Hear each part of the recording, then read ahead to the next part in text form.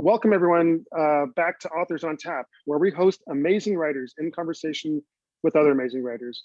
My name is Javier Ramirez, and along with Kristen Gilbert, run Exile and Bookville here at 410 South Michigan Avenue, Suite 210 in downtown Chicago.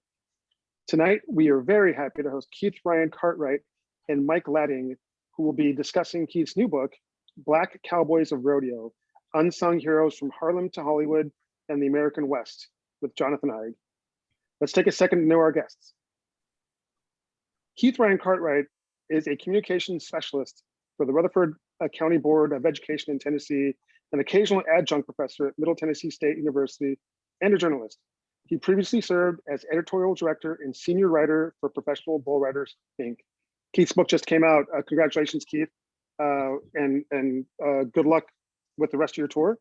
Mike Latting is a second-generation cowboy who was born and raised on the south side of Chicago. He was recruited by legendary rodeo coach Dale Stiles and attended Casper College on a rodeo scholarship before graduating from Southern Colorado State College, where he was a bull riding and two-time bareback riding champion in the Central Rocky Mountain region. Jonathan Eig is the New York Times bestselling author of 5 books, including Ali, A Life, Luckiest Man, The Life and Death of Lou Gehrig, and Get Capone, the secret plot that captured America's most wanted gangster. He was born in Brooklyn and graduated from Northwestern University's Medill School of Journalism. Thanks everyone for tuning in tonight, and we encourage you to keep your cameras on, but please mute yourselves until the Q&A portion of the event. Should you have a question, please use the raise hand function or type your question or comment in the chat, and John will be happy to pass those along to Keith and Mike. You can purchase signed copies of Black Cowboys of Rodeo through the chat, which we will happily ship anywhere in the country. I'm going to pass it along to Jonathan now. So enjoy the show, everyone. Thanks, guys, for coming out tonight. Thank you. Thanks, Javier. Thanks for inviting us to be with you tonight. I'm excited about this. When I heard about this book, I got really excited. First of all, I love the title of it. Black Cowboys of Rodeo tells you exactly what it's about. And I thought, I have never heard of a book on this subject before. This is whole new ground, and that's kind of the point, I think, and I'm gonna very quickly turn this over to Keith, but this is a piece of history that we don't hear much about. It's a group of men and some women who have been really overlooked and whose stories are not just different, not just unusual, but at the core of this country's history. And one of the things I loved about this book is that you get these great stories of these cowboys, but you also get American history just laced through the book, not in a heavy-handed way, not in a way that takes you away from the story of these great characters, but it just becomes so clear and so powerfully clear that that these guys have been not just at the center of American history, they've been shaping it, and they didn't get the credit they deserve for the role they played as pioneers. And I'm going to offer my money-back guarantee for all of you. Buy this book. If you don't like it, send me an email. You can possibly tell me why you didn't. Money-back guarantee. But I'm going to turn it over to Keith and just ask Keith, and after you answer this question, Keith, maybe you can introduce Mike, but I'd like you to tell us about, your interest in this subject, where it came from, where the idea for the book came from, and how you went about it. And let's just start right there. First off, thank you, Jonathan, for the wonderful introduction, and Javier for inviting us tonight, and Mike, who's become a friend of mine over the last few years.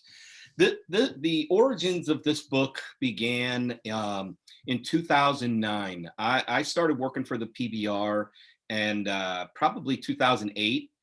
And about a year into it, Ty Murray, 9-time world champion, he introduced me to Murtis Deitman.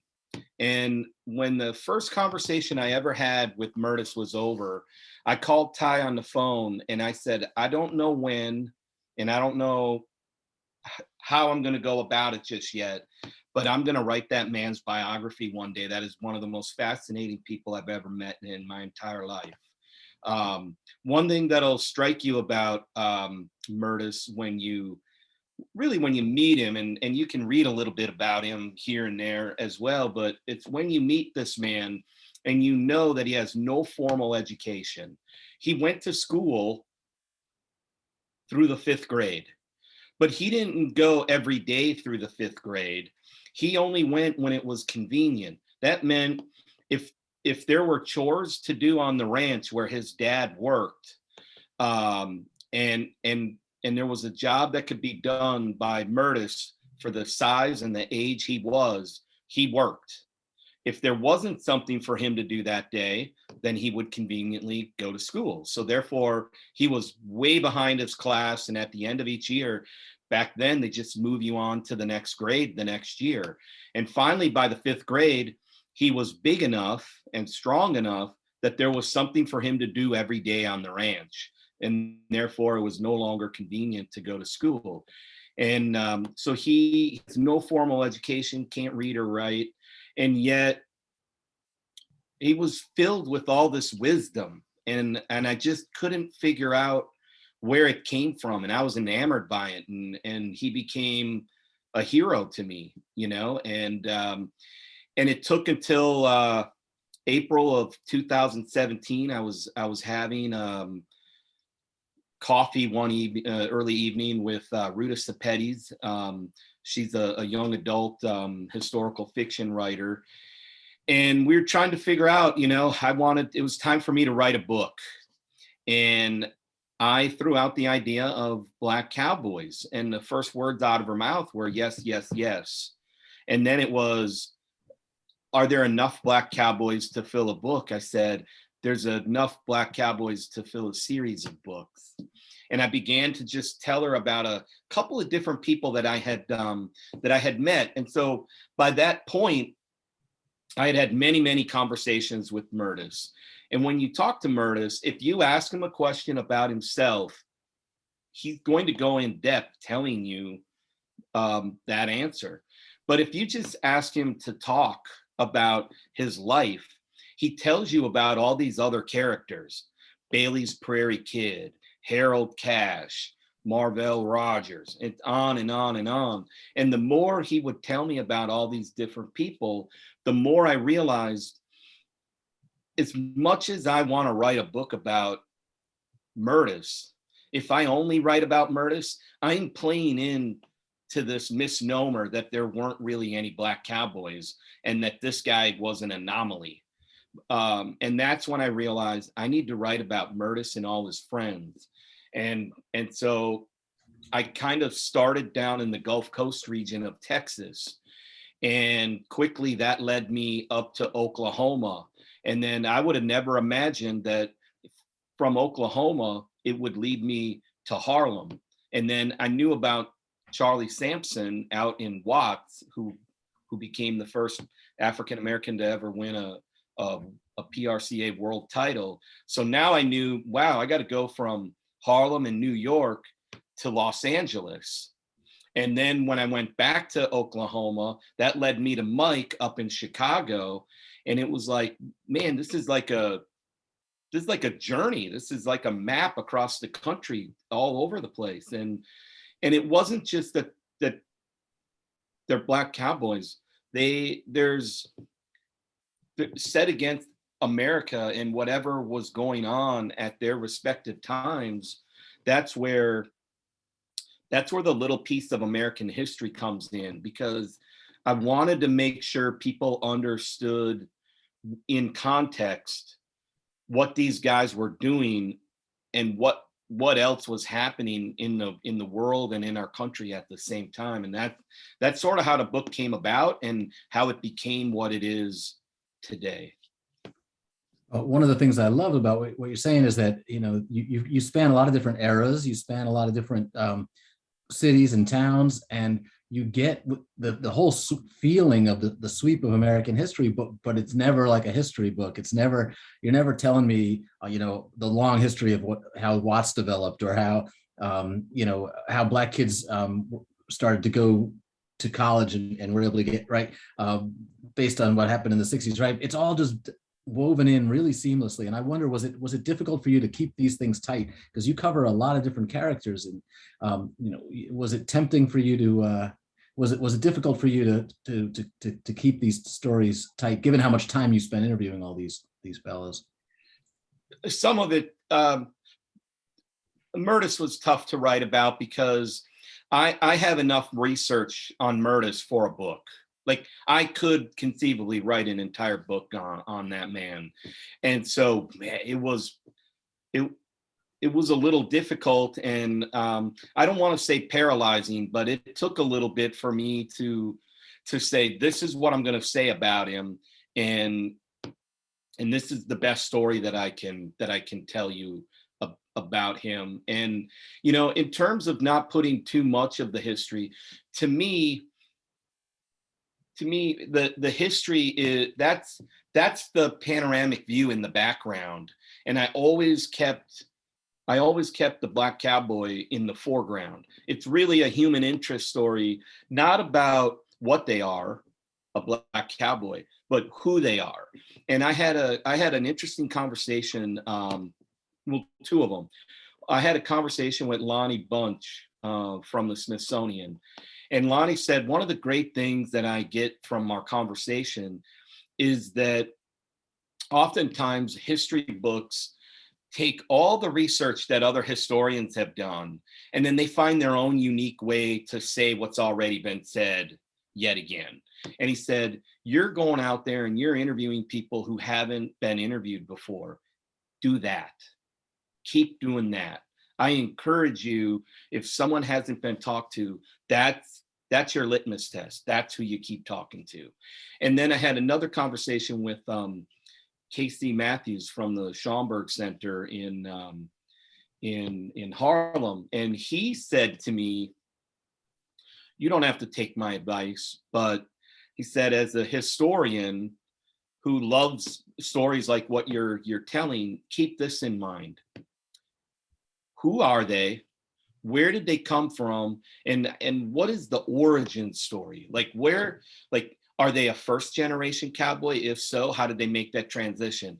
If their dad or their grandfathers were cowboys, where did that come from? Like, and so he said, just make sure we have the origin story that goes with each person. And that's kind of, well, I mean, Jonathan, I'm sure you know who they are. I took what they had to say to heart, and I always kept that in mind during my entire 3 years of flying and driving around the country, finding people and not just, but like actively listening once you found them. You know, when I called Mike, you know, who's here with us tonight on the phone for the first time, he didn't know who I was, and I didn't really know who he was. I was just told, you have to call Mike Latting. And you know, I'm not sure, and we can hear from Mike. What was it that made him so willing to share not only his story, but his dad's story, the story of his sisters? I mean,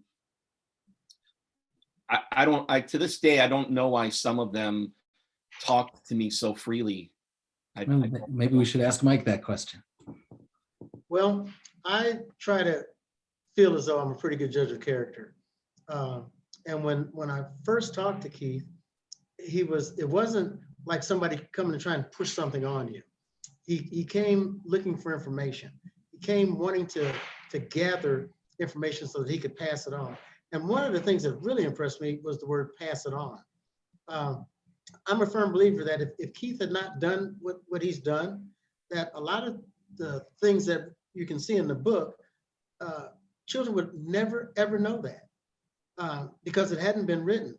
And what Keith's put together is really, really a testimony to the hard work that he's done and the truth that he's been able to tell. And just talking to him on the phone. And even today, we have not met face to face. We've talked a lot on the telephone and we've emailed back and forth, but I feel as though I know him. And when you feel as though you know someone, then all you got to do is get out the way and the words are just going to flow from your mouth. Well, maybe the both of you together can work on this one, but Mike, maybe you can start. You know, tell us a little bit about how the story that's in the book. How did you become a cowboy, and why have Black cowboys been neglected so much throughout history? Why hasn't anybody ever told these stories before, in your opinion? Well, my start into the cowboy world happened with birth. My dad used to steer wrestle, and rode bareback horses and bulls for a little while, and eventually started his own rodeo company. But prior to that, we used to have a lot in the backyard. Now, we lived in the suburbs of Chicago, and so there wasn't like pastures and pastures and pastures of ground. We had a half-acre lot next door to the house, and my dad bought me a couple practice horses, and we started out on steers. I rode steers up until I was 12. Is when I first started riding bulls. Started riding bucking horses when I was 14. But my dad set it up so that if this is what I wanted to do, and he was going to give me every opportunity to be successful at it. He made sure that the kind of horses that I had to start on weren't like killers. You know, they were horses that you could ride and learn and tone your skills on. And the same way with bulls. One of the things that really kind of tickled me when I think back on it, he always told me, he said, once you learn to where you can ride all the bulls in this man's herd, we're not going back there anymore. We're going to the next herd. And looking back on it, you know, how much smarter your parents get the older you get. And that's the true case in the situation with me and my dad. And while you were riding and while you were, you know, doing this, did it occur to you that white bull riders were getting more attention, white cowboys were getting more attention? Did it bother you? And do you have a theory on why this has been overlooked throughout history? Even up in the North, I was always an only. First, my dad was an only. And then when I started riding, I was an only. There was a guy that would come up every now and then in the summer by the name of Kelvin Greeley, who was an outstanding cowboy, rode calves, rode bareback horses, steer wrestle. He could pretty much do it all and did it all very well. But until Calvin came up to the house to visit with Dad and go to some rodeos up north, I had no idea, none whatsoever. And did I think that that's the way it was supposed to be? No, I just thought at that point that everybody that did what I did were white guys. Well, my dad ended up going down to Okmulgee.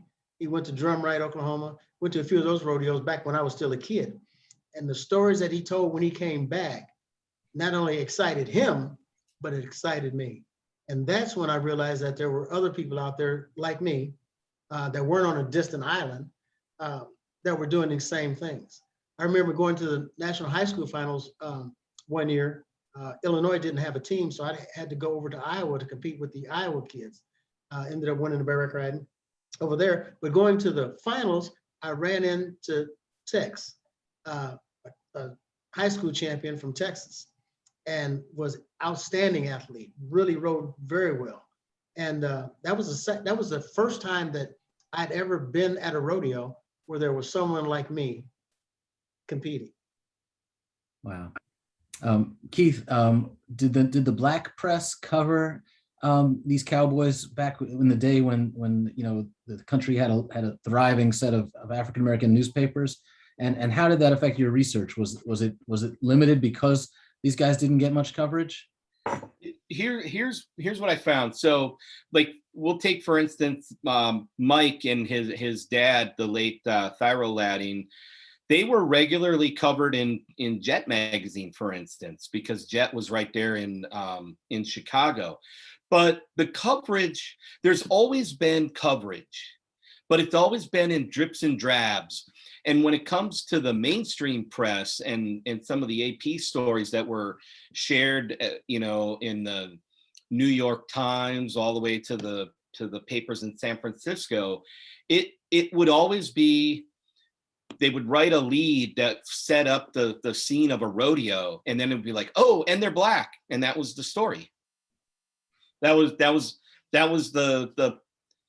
story and the punch. It felt like a punchline, you know. It was in little drips and drabs that there would be some really good things every once in a while, but never a whole story. And Murtis told me in 2017 when I went to Houston. And I met him at his girlfriend's house, and we were sitting at the dining room table.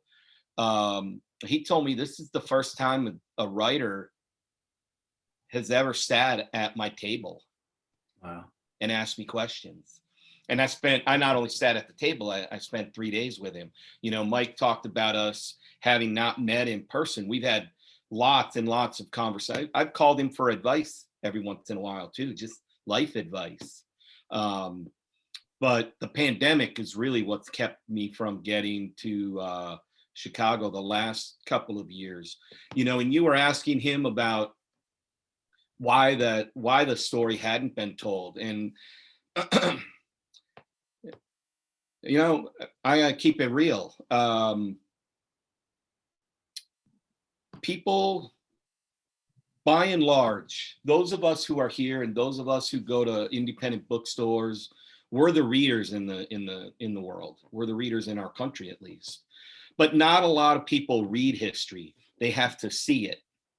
And unfortunately, when Hollywood popularized the Western movies and then television shows, it was first during segregation and later during the civil rights movement. And quite frankly, movie execs and television executives did not have the courage to put a black man on a horse and call him a hero. And therefore they wrote him out of the scripts. They weren't in it.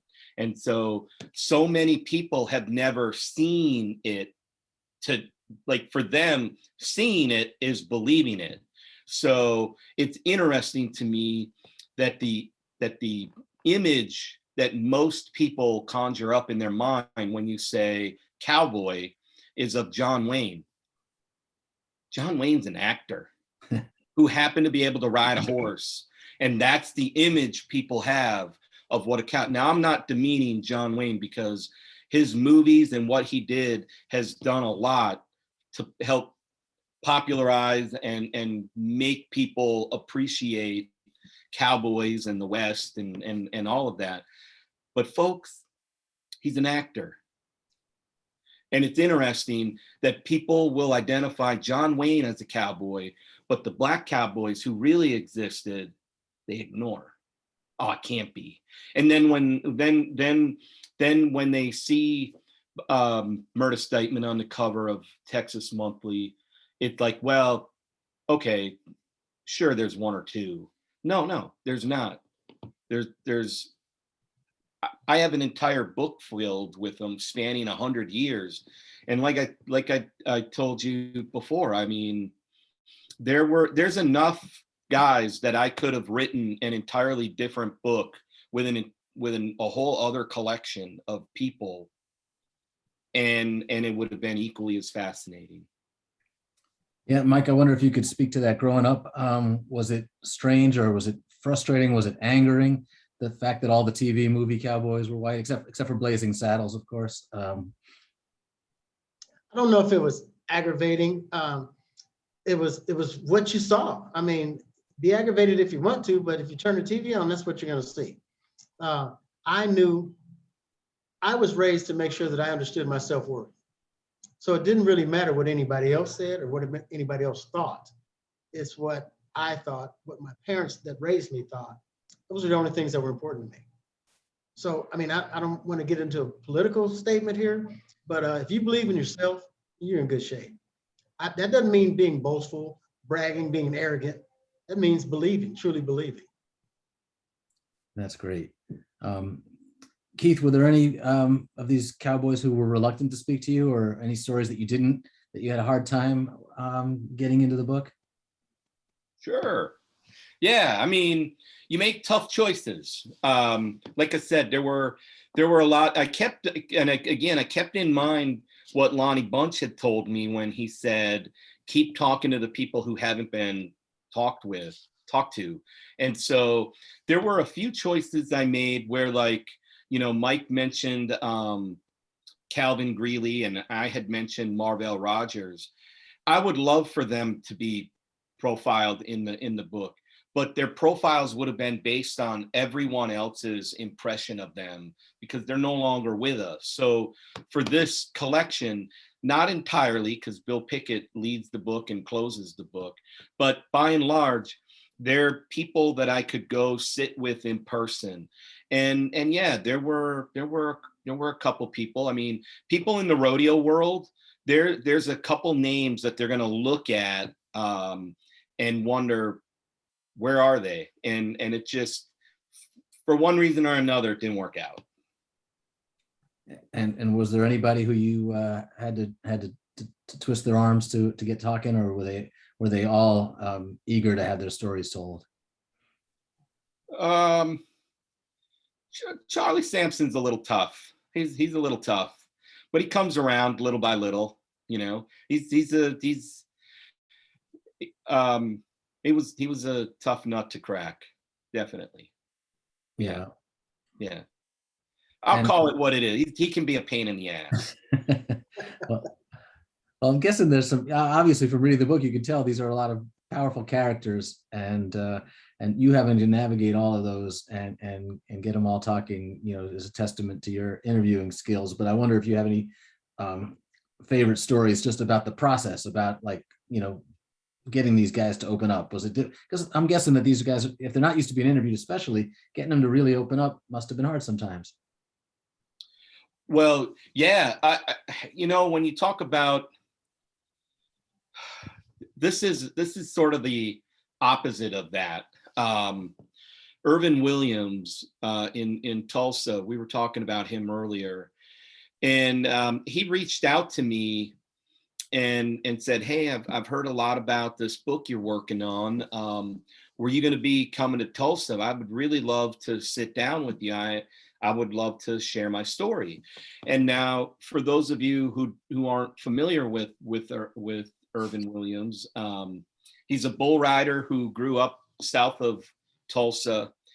As a senior in high school, he became the first African American to win a high school title in rodeo in Oklahoma, and he beat out the famous Lane Frost to win that title that year.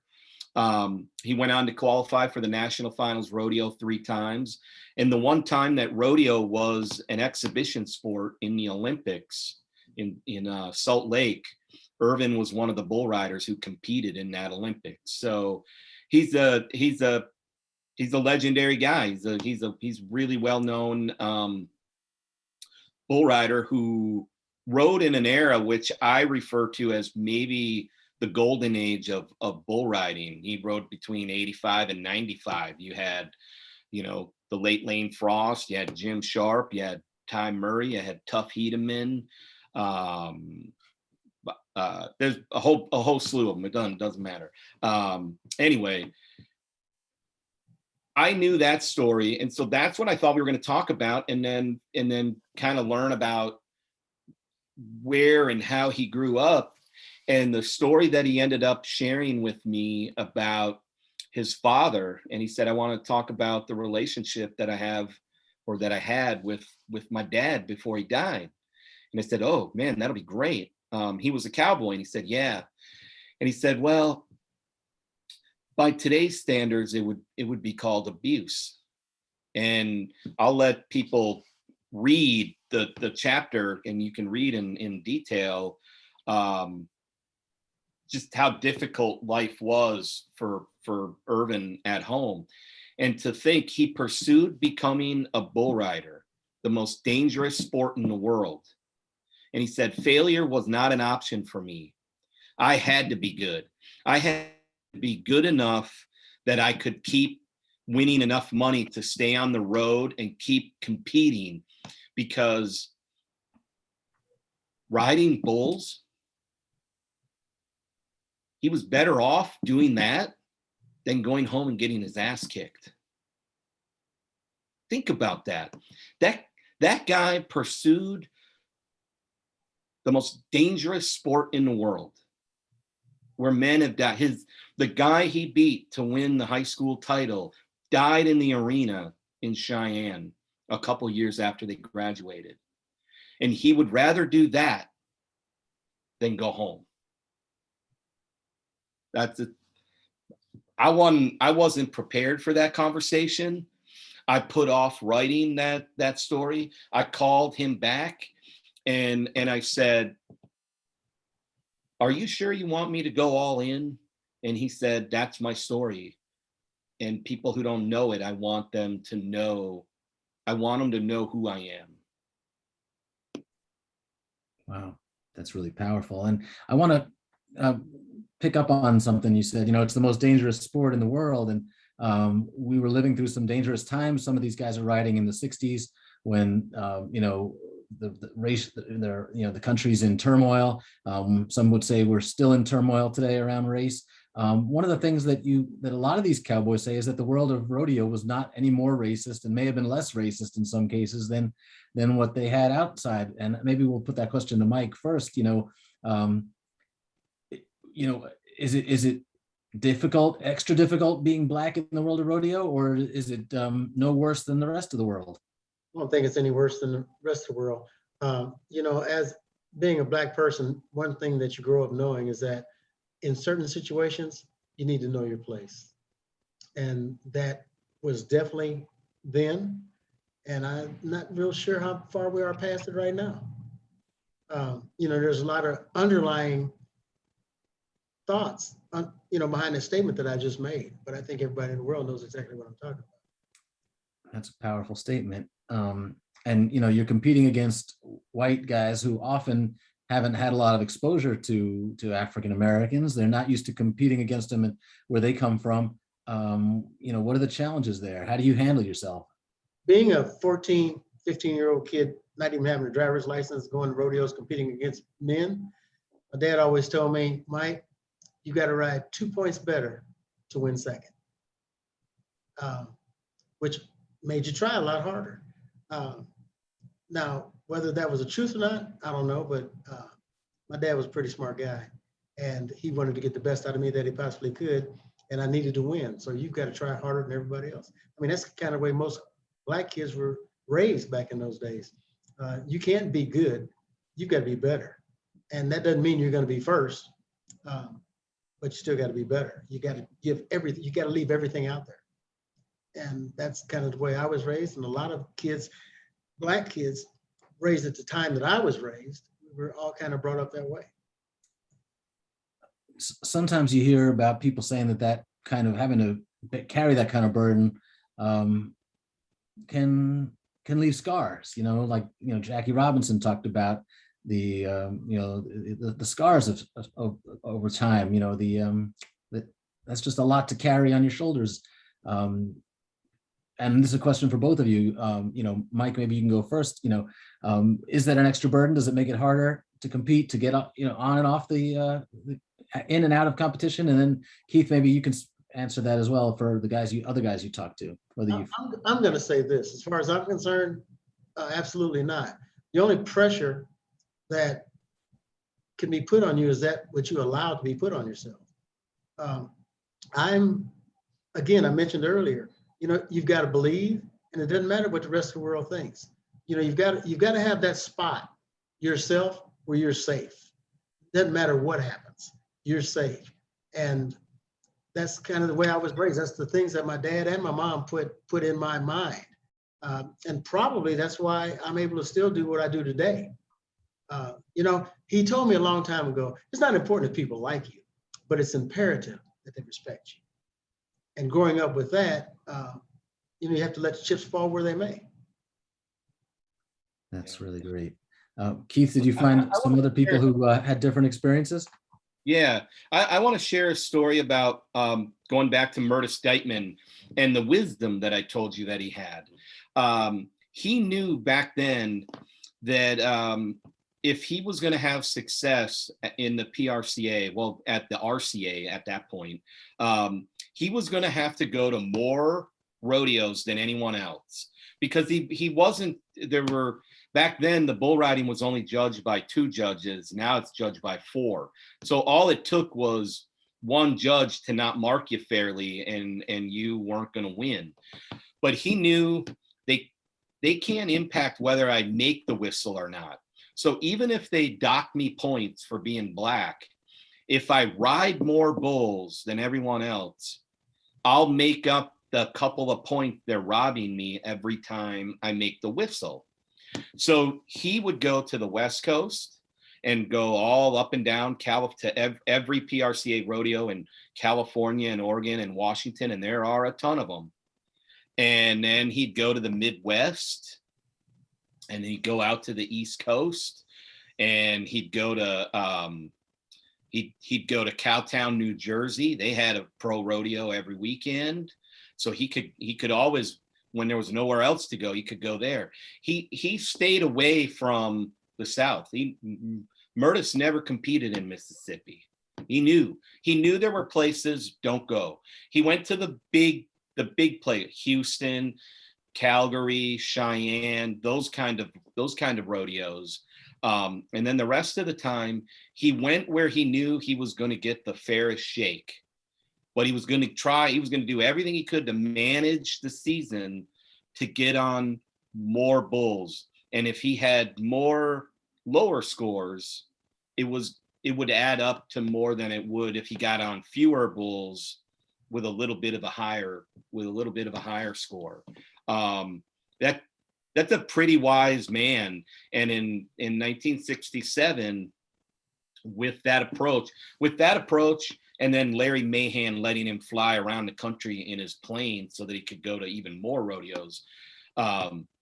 Larry's a legendary rodeo cowboy, and he's a pilot. And back then, Larry would fly from rodeo to rodeo. So you could actually go to multiple rodeos in one day. Whereas if he's driving in a car, and Larry told me, he said, man, coming from Oregon, I never knew there was an issue between white and black and this and that until he was going to rodeos and down in the South, and kind of began to see what it was like. And he said, man, I'm a little nervous about having Murtis driving around the country in his car by himself. And so he invited him to fly in the plane with him. And I'll tell you this, when you show up to a pro rodeo and you get out of the plane with Larry Mahan, no one's mistreating you. Mm-hmm. Right? No one. I mean, Mike, you talk about it's about respect. That's respect. That's like me. I'm not a cowboy. When I got my job at the PBR, and I didn't go out of my way to befriend Ty Murray, a 9-time world champion. We're the same age. Our birthdays are 2 months apart. We have a lot of the same frame of reference for jokes and pop culture and everything else. We got along. And I remember when I went to my first event and I was in a restaurant eating with Ty at a table. It was me, Ty Murray, and Cody Lambert. And then afterward, a couple of my coworkers said, hey, I don't know if you know this or not, but just because they're with the PBR and you're with the PBR, you can't walk up and sit down at their table. I said, what do you mean? I went there with them.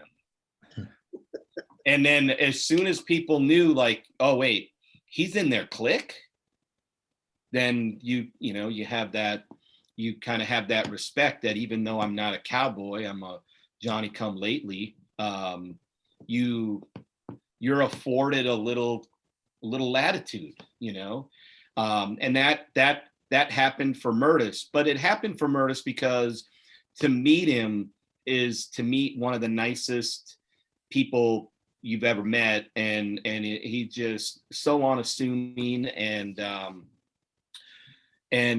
without going out of his way. He's gregarious and he's just very, very likable. Much like Jackie Robinson was the right guy at the right time in baseball. For a different reason, Murtis was the right guy at the right time in rodeo. This might be a tough question. And by the way, I just want to remind anybody who have a question, put it in the chat and I'll ask it for you. But, big picture, for both of you, I'll ask this question. What did it mean for Black Cowboys to have success? What did that mean for the country, for other kids watching rodeo? As far as I'm concerned, there was a sense of pride to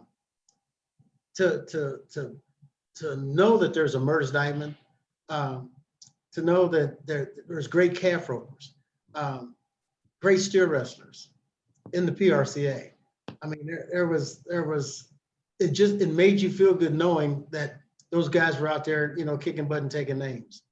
And nothing violent about the statement I just made, just talent. So that was a good thing. It was a good thing. I remember being at home watching Ronnie Fields at the NFR. First year he went to the finals, wins the average. Personal friend of mine, but proud of him. raised right, good guy, and he just went and did what he does best, and that was steer wrestling. You know, things like that, that just make you say, you know what, I know that guy. And not only do I know that guy, you know, he is somebody, and I'm so proud of him. This is what success meant, and it's why I admire and I really appreciate Charlie Sampson beyond what he'll ever realize. When he was the first African American to win a gold buckle in 1982, Charlie knew what it meant. He knew what it meant, not just for him and him going forward. He knew what it meant for everyone before him. And so in round 10 of the NFR, the final round, he invited Murtis Deitman to the event and had Murtis pull his rope for him. And now Murtis in the 60s, you know, it had been nearly 20 years since Murtis was the first African-American to ever qualify for the National Finals Rodeo.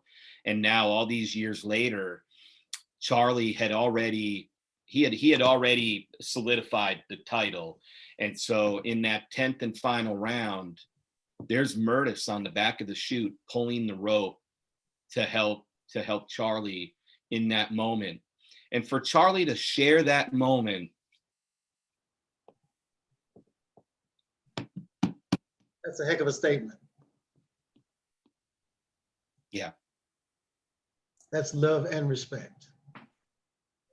So Yeah. these guys understood the history being made there for sure. Mike, did you have, other than your dad, did you have heroes, cowboy heroes who inspired you growing up?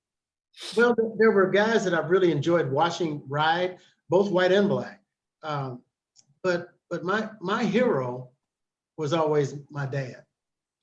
And not that he was the greatest bull rider, bareback rider, steer wrestler in the world, but by a long shot. But I'm the oldest child in our family. And I was old enough, you know, older than my sisters, to understand what was going on in our household. I remember being allowed the opportunity to go to rodeos, and the financial backing really wasn't there.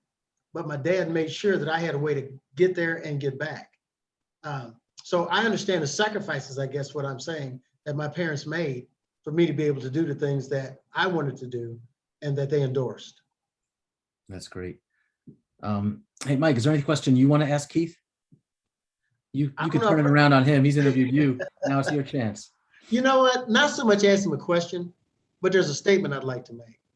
You would not know how happy I am so that this story isn't lost.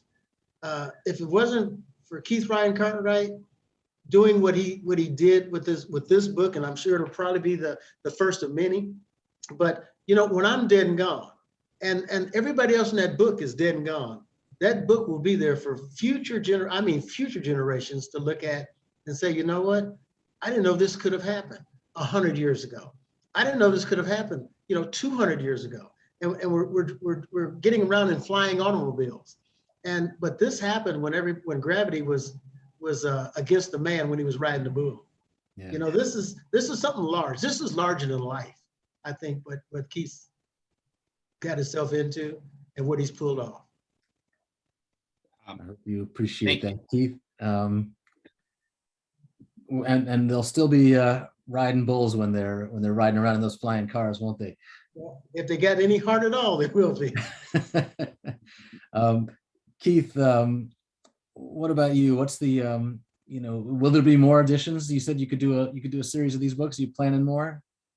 Yeah, I think before I do a second volume to this, I need to do the cowgirl companion piece, and so I've been assembling a list and kind of getting my ducks in a row and getting ready to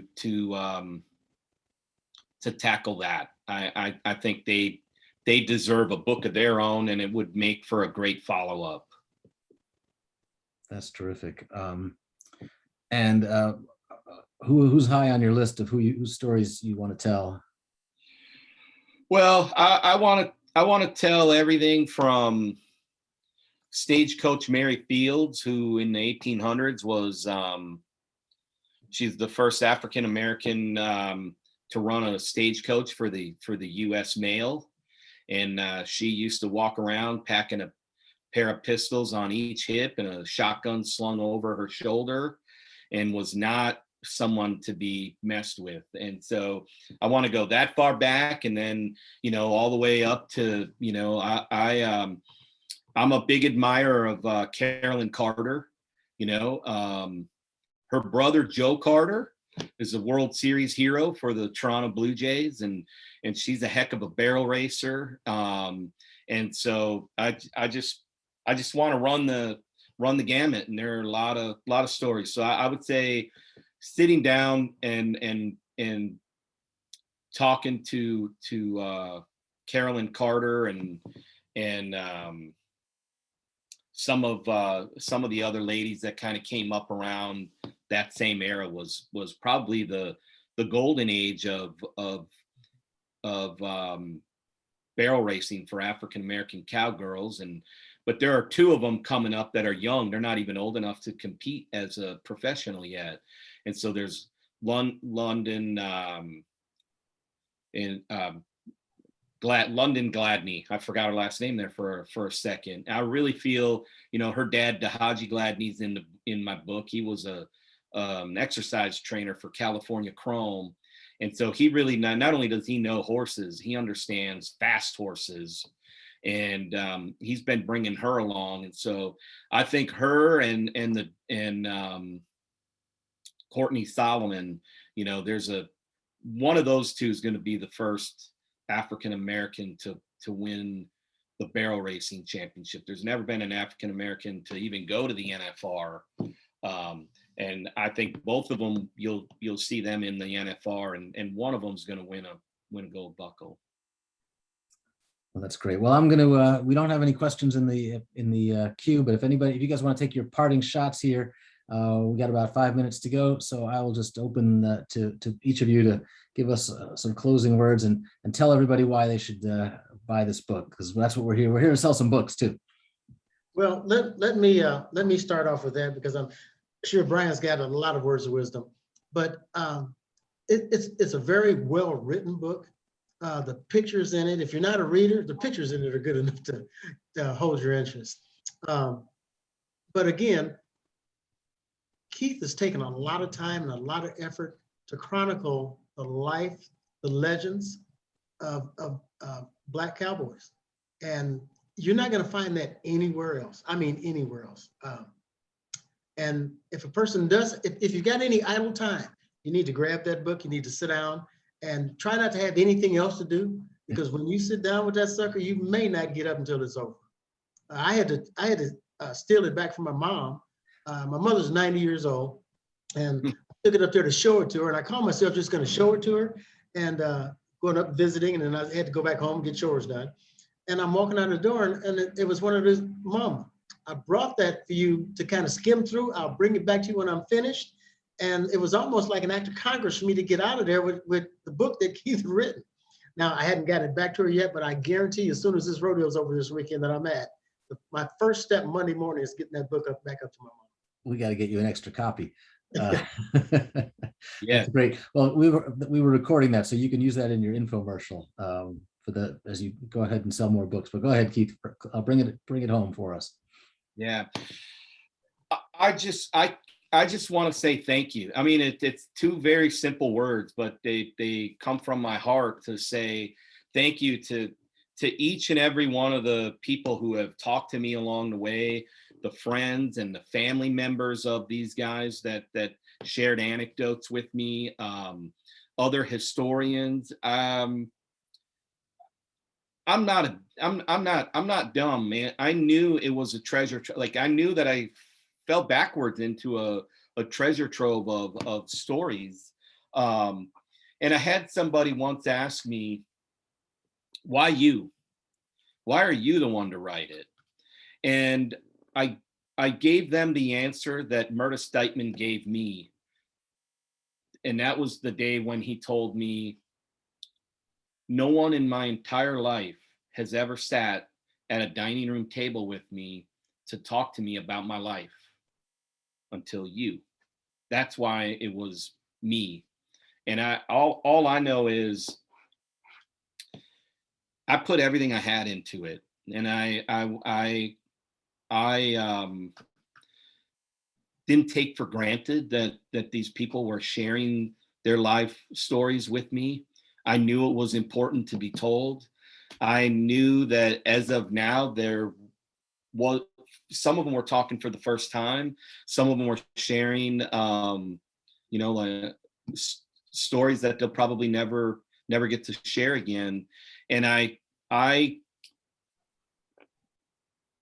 carried a burden, but in a positive way, that it was incumbent upon me to do whatever I could to get those stories out. Once I found them, it was unfathomable that they hadn't been told. All you have to do is actively listen, and they were all there. And the interesting thing is how easy they were to find, if you're just willing to listen. And once I found them, I felt a sense of responsibility that you found them. These audio interviews can't just live on your laptop. And I use that because Jonathan, research is fun.